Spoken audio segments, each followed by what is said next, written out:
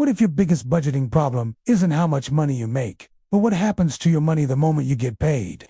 Most people pay bills, spend money, and then hope there's something left over for savings or debt.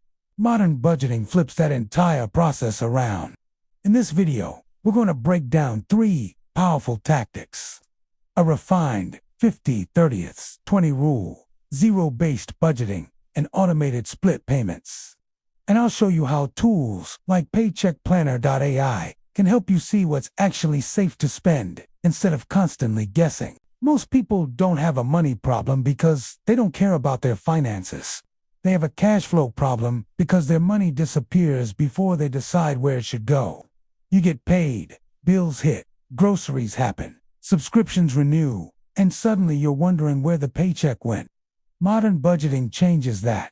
Instead of waiting until the end of the month to see what happened, you tell every dollar where to go before it gets spent. And if your biggest financial goal is getting out of debt, your budget should make debt reduction a priority, not an afterthought.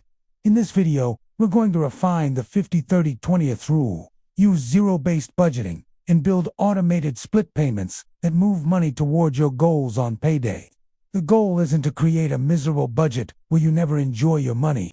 The goal is to create a system where your needs are covered, your wants are controlled, and your financial future gets funded automatically, because the best budget isn't necessarily the most complicated spreadsheet.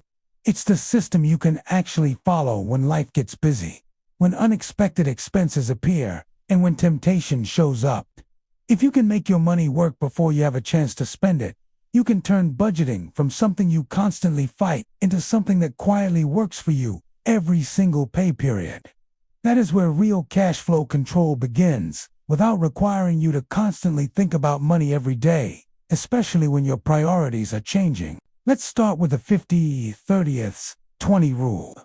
But let's refine it for someone who wants to eliminate debt aggressively. Traditionally, the framework says about 50% of your net income goes toward needs, 30% goes toward wants, and 20% goes toward savings and financial goals. But if high-interest debt is holding you back, that 20% can become your debt-attack money. Your needs include housing, utilities, groceries, insurance, transportation, and other expenses required to keep your household running. Wants are the expenses that make life enjoyable but aren't essential, such as entertainment, dining out, subscriptions, hobbies, and upgrades. The important part is not treating these percentages like unbreakable laws. They are a starting framework. If your needs consume 60%, you may need to adjust your wants temporarily. If you can keep needs below 50%, you may have an opportunity to send even more toward debt. The key question is simple. How much of your take-home pay can you redirect toward your highest priority debt? And remember, making an extra payment isn't just about reducing a balance. You're also reducing future interest and creating more monthly cash flow. Every dollar of principal you eliminate can eventually become money available for savings, investing, or another goal. So don't ask whether your budget perfectly matches 50, 30, and 20. Ask whether your percentages reflect your current priorities and whether your spending plan is moving you closer to financial freedom while still leaving room for a sustainable life. Next comes zero-based budgeting, and this is where budgeting becomes a cash flow strategy instead of simply a list of expenses. The basic idea is every dollar of expected income gets a job before the month begins. That does not mean you spend every dollar. It means you intentionally assign money to needs, wants, savings, debt payments, and other priorities until your planned income minus planned allocations equals 0. Suppose you bring home $5,000 this month. After housing, utilities, food, transportation, insurance, minimum debt payments, and other baseline expenses, you might have $800 left. Instead of letting that $800 sit in, checking where it can slowly disappear, you decide its job in advance. If debt elimination is your priority, that money can go toward your target balance. If you have an urgent emergency fund gap, some may go there first. The power is making the decision before spending happens. Zero-based budgeting also exposes problems quickly. If planned expenses are consistently higher than income, you can see the gap before the month gets away from you. If you have a surplus, You can give that surplus a purpose instead of treating it like permission to spend. This approach also makes irregular expenses easier to handle. You can create sinking funds for car repairs, insurance premiums, holidays, annual subscriptions, or other predictable costs.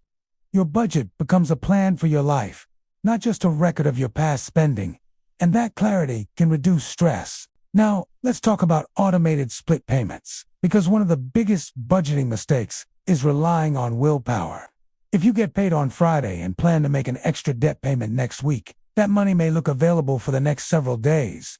A restaurant visit, an online purchase, an unexpected expense, or a sale can quietly consume it. Automation changes the order. Instead of receiving your paycheck, spending first, and saving or paying debt with whatever remains, you can schedule transfers on payday so your priorities move first. You might have your paycheck deposited into checking, then automatically transfer a predetermined amount to a savings account and send an additional payment toward your target debt. The exact setup depends on your bank, pay schedule, debt terms, and personal circumstances. So always make sure your account has enough money for required bills and minimum payments. But the principle is powerful. Make important financial decisions once, then let the system repeat them consistently. This is where a tool like Paycheck Planner.ai can make the process much easier and more practical. Its Safe to Spend section helps show what money is actually available after accounting for upcoming financial obligations, so you aren't guessing based on your checking account balance alone. Instead of doing the math repeatedly in your head, you can use the system to understand your cash flow and make smarter spending decisions. Automation doesn't remove flexibility. It creates guardrails that help your money follow the plan you already chose. The real power of modern budgeting comes when these three tactics work together. The 50-30-20 framework gives you a starting structure. Zero-based budgeting gives every dollar a purpose. Automated split payments make your priorities happen consistently before everyday spending can take over. Imagine getting paid and already knowing what portion covers your needs, what amount you can safely spend on wants, and what money is immediately moving toward debt elimination. You don't have to wonder whether you can afford something simply because your checking account looks full. You look at your actual cash flow and your upcoming obligations. That is the difference between having a balance and having a plan.